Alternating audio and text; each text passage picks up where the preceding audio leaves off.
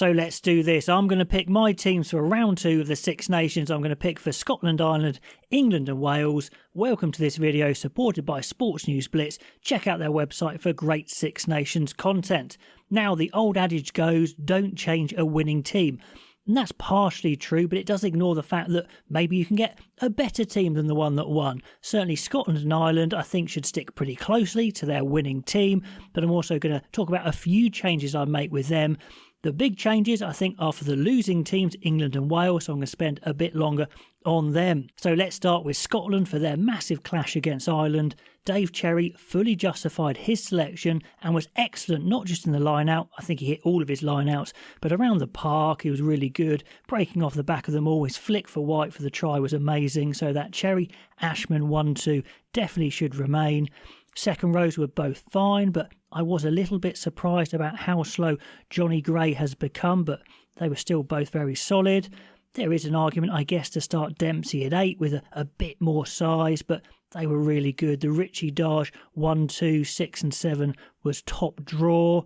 The White George Horn 1-2 continues to be great, although many of you guys say that George Horn deserves a start, but it's working so well. Why would you change it? And I think players like White and George Horn are really pushing for those line spaces as well, even though George Horn doesn't start. The one change I would make, though, is in the centres. I thought Stafford McDowell did nothing wrong. He carried the ball very well, but I do think when Tom Jordan came on, you can see that extra dimension he brings with his passing game. He's not as big as McDowell, but boy, can he tackle, so I don't think that's going to be a problem, but Aki will try and test that, I'm sure. And if Scotland are going to win their first Six Nations, they've got to go for it. They can't hold back, and I think Jordan is the man there. They could drop a back 3 and go for a 6-2. Let me know if you would, but I'm keeping it like that for now because I think Richie, Ferguson, Darge have got great engines. I don't think they're going to fade that much. And for Ireland, I think there's a couple of changes. The one easy one is Dan Sheehan to start, of course, back in hooker. Goodness me, he was phenomenal when he came off the bench and he's proved his fitness. So he starts again and Kelleher drops to the bench. That's just how it is. Tough on him, but that's life. If Furlong is fit, does he come back? Probably, but that's touch and go, and Beelum is touch and go as well, so a bit of a question mark there. Clarkson is a good player, but we'll see. Whoever's fit plays, basically. One risk I would like to take is in the second row on the bench. I would take Cormac Isachukwu. I think he's just that special player that you might need coming on. It's a bit of a roll of the dice, but I think it's worth taking. But I imagine Farrell's going to stick with the experienced Henderson, and I'm sure he'd do a good job anyway. One forward who was under par was actually the captain and Lions captain as well, Caelan Doris. And Jack Conan may think, well, could I get in there? But I seriously think that is very unlikely. And it's very unlikely he's going to have 2 bad games in a row anyway, because we know his past performances. So I'm pretty sure he'll stay, and he'll stay in my team. Ryan Baird, again, one who was okay, had some good spots, also a little quiet at times, but I think he retains as well, but let me know if you change there. Henshaw, poor Henshaw, still world-class centre, but he has to stay on the bench. Mac Hansen seems to be struggling with injury, and even if he wasn't, I think there is an argument to replace him, so I'm going to say whatever happens, it's Calvin Nash who I'd like to see start there. He's been a real rocket ship, I think, this year. So apart from those changes, it's pretty much as is for Ireland, but yeah, a few tweaks for both Scotland and Ireland for that massive game. Then moving on to England and Wales, and I should just mention that if you want to play the game we're playing, my starting lineup, please do register with my code RugAN1. All the rules I'll link below, and also there'll be an explanation video up above as well, so you buy the credits you want, and if you can predict the exact starting lineup, from 1 to 15, you go into a draw for an amazing prize, 2 tickets to the Lions Captain's Dinner and a night stay at the Vale Hotel. Just amazing stuff, and it's actually quite tricky, so if you win and go into the draw, you've got a brilliant chance of winning that, so do get stuck into that by predicting what you think's going to happen. These teams are the teams I would want to happen. Let's start at the back with Freddie Stewart. As you know, I think he doesn't really have the attacking ability, the defensive agility to be a regular for me, but the squad options are very thin. The veteran Elliot Daly's a little bit quicker, but can be a bit soft in the tackle. He's not as quick as he used to be. Marcus Smith could play there, but he's very small. He can get run over, targeted aerially. So I think the only option for me is Tommy Freeman, who has played plenty of fullback before in the past, has played for England at fullback in the past. Still a bit of a risk, but He's a bit quicker than Stewart. He's still a good kicker. He's still good under the high ball. So I don't see an issue of him playing there. It's a bit of a risk, but we need something extra at fullback. So in the squad, that's my pick, Tommy Freeman. That, of course, leaves a spot open on the wing, but there's a guy ready to come in who's very similar to Freeman, maybe a bit of a better finisher. Who knows? Tom Roebuck. I think he deserves a shot. 4-man. The youngster, I think he's absolutely ready for that. The centres, as you know, Henry Slade does a lot of things well. He's very skillful, but you can't carry a player that's so limited physically, hasn't got the speed, hasn't got the size or power. Simple as that. Who comes in? Well, we've got Dingwall, who could be an option, but again, I don't think physically he's that great either. On the other wing, I would be giving Caden Murley another chance. Sure, he had a couple of shockers, but also he showed some good stuff, and he is a good player, but it looks like he's got a bit of a foot injury.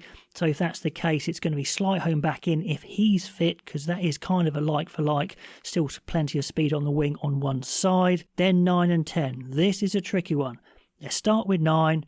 I'm going to make the call now. I would swap out Alex Mitchell just because that defending is just not acceptable. I think you've got to make a statement. He's done it before as well, and it's a bit of a worry. So against France, you've got to have a big tackling 9 like Dupont is for France. So Ben Spencer goes in. A bit controversial, but I think Spencer has a really big game in him for England. He's got the kicking game, he's got the skills. People say he's not quick enough, but he's very quick. He just needs to be told to play that game. He used to be one of the quickest 9s in the Premiership, and I think he's still got that in him. I think we've seen enough of Harry Randall to see he's fine for Bristol and their game plan, but internationally he's got some holes in his game. So I would have Ben Spencer starting and actually Rafi Quirk on the bench. I think you need to mix it up. We were really struggling there at scrum half last week. At 10, Smith has a great running game. He can make things happen. Question marks over can he run a phase play attack? I don't think we saw enough of it to have a definitive answer. Some of his kicking was a bit off, but do you change your 10? I've already changed the 9. So I'm going no, give Marcus Smith another go. We need to see more from attack, and that's probably mainly from the coaches. That's something we can't change in this game. I know a lot of you are saying we've just got to change the coaches, but mid-Six Nations we can't. So I think Finn Smith still stays on the bench, but at some point in the Six Nations, Finn Smith needs to start. That is for sure. Against Wales or Italy, I imagine would be a good time to do it. Then into the pack, Ellis Genge, Cowan Dickey, Will Stewart. I think they all stay. They're probably the best we've got at the moment until Apoko Fajor gets more games. If he's fit, he's got to go onto the bench for Hayes, I think. Genge is never going to be a massive scrummager, but he was good around the park, so kind of held his own in the scrum, got a few bad calls, but I think he's okay in the scrum if he can hold it. Cowan Dickey's interesting. One of his best games around the park, I thought, for England. Really powerful, really aggressive. Throwing those darts into the line-out, it is a problem, but I'm sticking with it for now. We haven't seen enough of Theo Dan. I think he is very good. George is back in the mix, but I think I'd stick with Cowan Dickey and Dan on the bench. Second rows, I think I'd stick with them both. I don't see any reason to change. Mara Itoje, again, it was penalties that were his Achilles heel, which has dogged him for his whole career. The rest of his game looked good. Captaincy, well, we'll see. If you win, then captains tend to get praise. If you lose, then they don't. But I think that's just the way we're going to have to go there. Itoje and Martin Chesham on the bench. Then the back row. The back row were fairly heroic for England against Ireland. So Tom Curry, Ben Curry, and also Ben Earl. I mean, they had good games. Do we drop any of them? Well, actually, I've got a way of not dropping any of them because I want to see a balanced back row. So at blindside, I want to see a traditional blindside in, tall, big hitter, but Cunningham South came on in the last game and had a bit of a shocker. Killer penalty taking a man in the air, left a massive 10-metre gap between him and Genge at the edge of a ruck for Byrne to go through for that try. So he can't start and he actually gets dropped for this game because I think you do have to say some things aren't acceptable. He needs to tidy up his game. And there's a man to come in who's Ted Hill, who I think is the most complete 6 in England. He needs some games though.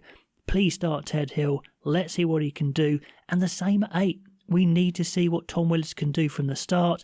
Some people were saying he didn't do a lot in the Ireland game, which is probably fair enough, but he needs to start with one of the 7s at 7. I think Tom Curry had the best game. I think that's pretty clear. So he gets to start.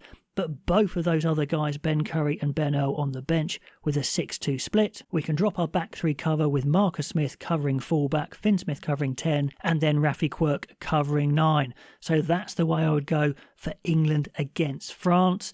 Then finishing off with Wales. How would I do it? Well, I'd keep the front row the same, actually. Gareth Thomas, I thought, was pretty good. Henry Thomas was solid in the scrum, which is what he's there for.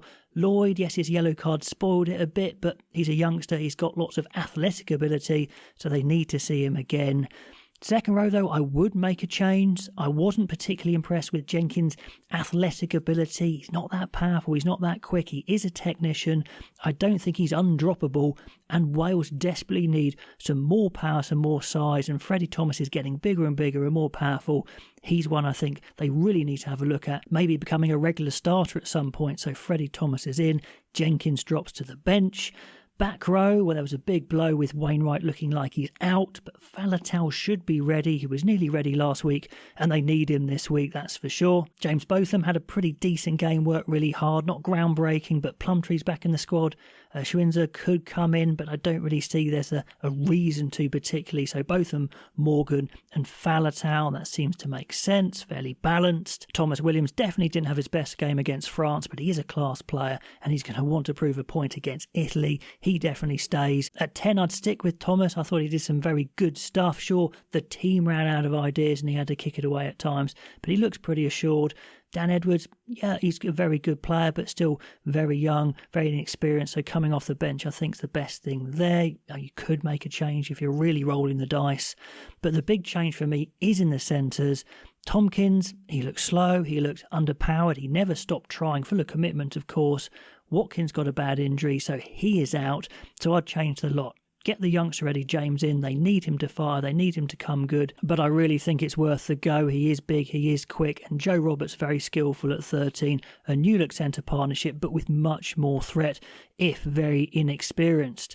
Into the back three, Adams was all effort with very little return. Maybe at some point his time will be up, but I don't think there's any viable alternatives. Rogers looked very quick and dangerous up until the point that Gatland took him off, so just leave him on, I think. I don't think there's anyone else particularly who's threatening. Liam Williams looked pretty laboured, but maybe he was carrying a bit of a knock. He's not as quick as he was, but I'm not convinced with Blair Murray either. I don't think Hathaway's better than Liam Williams yet, so Liam Williams stays to contribute that stack of experience he has. On the bench, some changes I'd make. Well, Azarati, I don't really see him as an international player, so John or the newbie Ben Warren coming in. Jenkins drops to the bench with Thomas promoted. Rafael stays, he's good quality cover at 7, but don't play both of them. Don't play him and Morgan, it's too small. Rodri Williams is a decent scrum half, but I don't really see the impact of a 31-year-old coming on. I'd like to develop the young Ellis Bevan, who showed some promise, though last year, 24 years old. Edwards, the 10 cover, and Murray, wasn't convinced by him at all, had a bit of a mare coming off the bench. Josh Hathaway's had a much improved season for Gloucester, so I think he can play full-back and wing, so he comes in for Murray. So that's the 23 I'd go for Wales, for England, for Ireland and Scotland. Please let me know what you do in the comments down below.